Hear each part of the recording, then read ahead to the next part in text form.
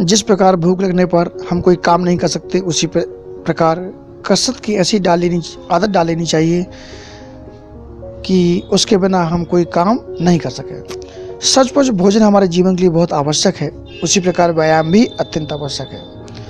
भोजन हमारे शरीर रूपी मशीन को ईंधन पहुंचाता है, तो व्यायाम उसके कल पुर्जों को ठीक रखता है। पशु पक्षी भी अपने प्रकृति के हिसाब से व्यायाम करते हैं। दौड़ना, भागना, उड़ना व्यायाम की क्रिया का एक हिस्सा है।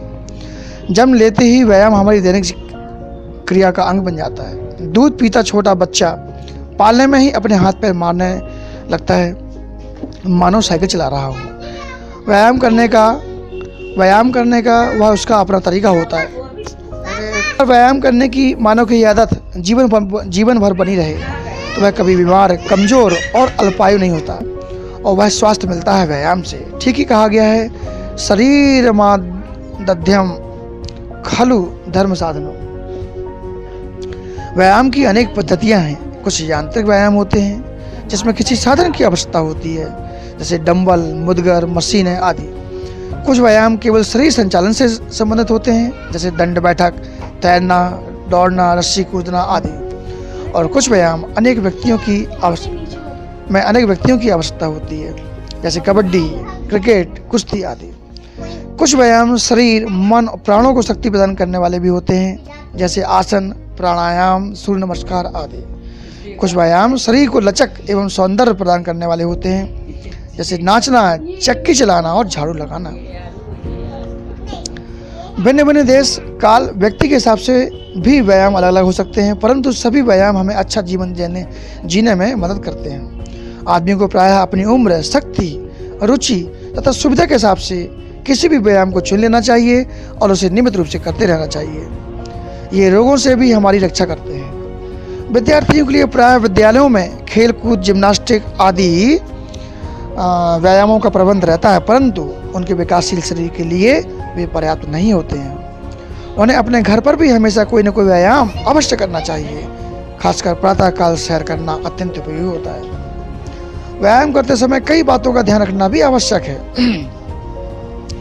व्यायाम ऐसी खुली जगह किया जाना चाहिए जहां शुद्ध हवा आ सके। कीमती से कीमती यंत्रों से बंद कमरे में की गई अच्छी से अच्छी कसरत भी उतनी लाभदायी नहीं होती है जितनी खुले, साफ सुथरे एवं हवादार स्थान में की जाने वाली साधारण से साधारण कसरत होती है। यदि हम खुली हवा में व्यायाम नहीं करेंगे तो शरीर को पूरी ऑक्सीजन नहीं मिलेगी और शरीर के भीतर जमा गंदे पदार्थ और अशुद्धियाँ दूर नहीं होंगी। ये हमारे शरीर में रोग उत्पन्न कर सकते हैं। प्रायः बड़े बड़े पहलवानों और खिलाड़ियों को ढलती उम्र में गठिया, दमा आदि बीमारियां हो जाती हैं और कुछ लोगों के शरीर तो बुरी तरह फूल जाते हैं। इसका मुख्य कारण है गलत आहार तथा गलत व्यायाम। व्यायाम करने वाला यदि अधिक न खाए, बिना भूख लगे न खाए और जो नहीं खाना चाहिए उसे न खाए, तो आजन्म निरोगी और हष्टपुष्ट रह सकता है। घी, रबड़ी, मलाई, बादाम, गोश्त और अंडों से ही शक्ति प्राप्त नहीं होती, बल्कि मौसमी फल, दूध, दही, सब्जी और अंकुरित अन्न से भी शक्ति मिलती है। हमें हमेशा सात्विक, पौष्टिक और सुपाच्य भोजन करना चाहिए।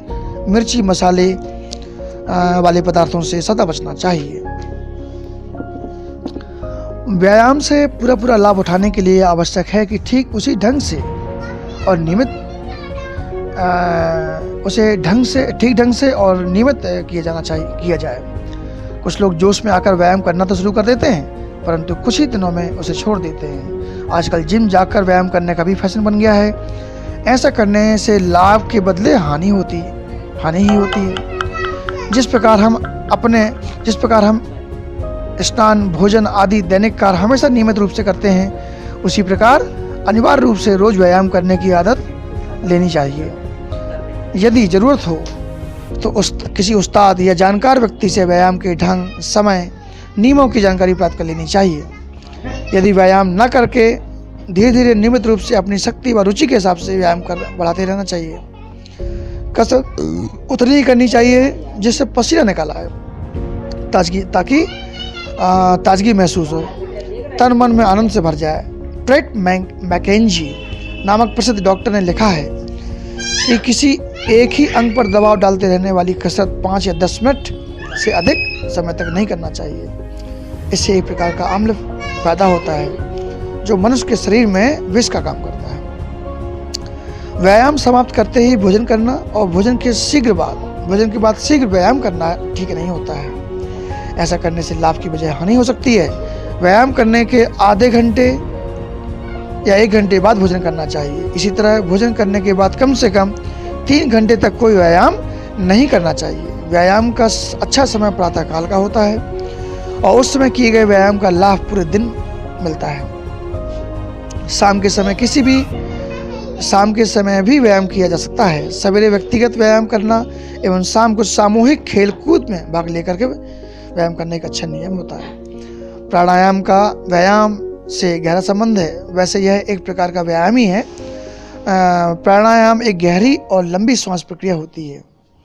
इससे तन और मन दोनों शुद्ध होते हैं। इससे फेफड़ों को ताकत मिलती है। पेट के सभी अंगों का रक्त प्रवाह सुधरता है। रीढ़ की हड्डी मजबूत एवं लचीली बनती है और मन प्रफुल्लित होता है। व्यायाम करने वाले को हमेशा प्रसन्नचित्त रहना चाहिए।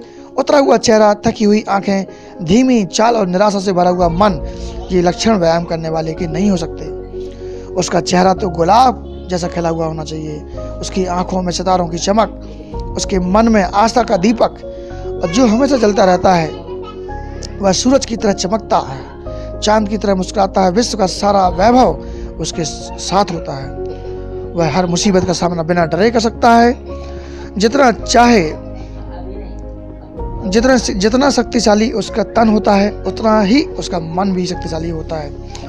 व्यायाम को हमें अपने जीवन का विशेष स्थान देना चाहिए और अवश्य ही देना चाहिए।